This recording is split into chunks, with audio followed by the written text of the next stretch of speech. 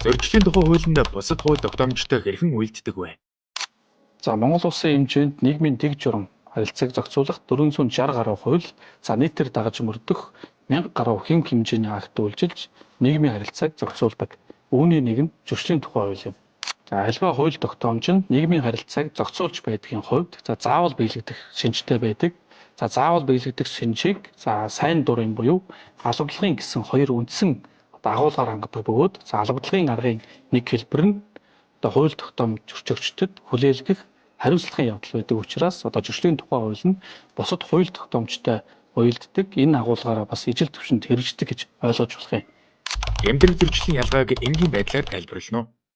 За тэгэхээр зөрчил гэмт хэрэгээс юугаараа ялгаатай вэ гэхээр хууль захиргааны хэм хэмжээний актыг зөрчсөн шийтгэл оногдуулахаар заасан үйлдэл эсвэл төгс зөрчил гэдэг бол нийгэмд аюултай гэм буруутай үйлдэлийг гэмтэрэг гэж ойлчилж гисэн. За ялгааг шууд байдлаар тайлбарлах юм бол гэмтрэг нь бол нийгэмд зөвлөж байгаа хор хохирол нь их байдаг бол зөрчил нь бол бага байдаг гэж шууд байдлаар бол ойлгож болох юм аа.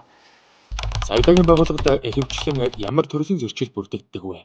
Цагдаагийн байгууллагт 2024 оны байдлаар гэмтрэг зөрчлийн шинжтэй 323 мянган доллар мэдээлэл бүрдэгдсэн. Үүний 200 мянга гаруй зөрчил байсан. Яагаад гэмтрэг нь зөрчлөөсөө их бүрдэгдэж байна гэж та бодож байна вэ?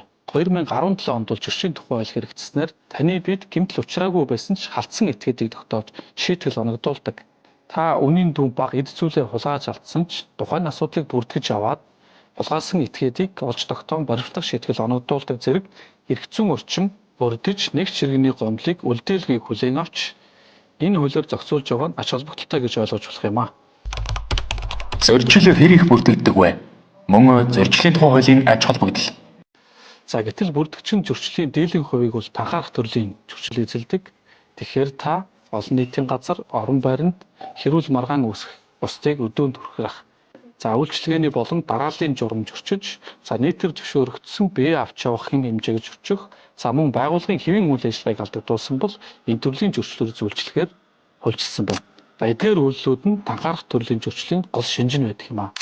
Иймд иргэдээс хуулийг сахин биелүүлэх нь өөрийгөө болон бусдыг гэмтрэг зөрчилд өртөж холбогдох эрсдлээс сэргийлэх арга гэдгийг та бүхэндээ зөвлөж байна.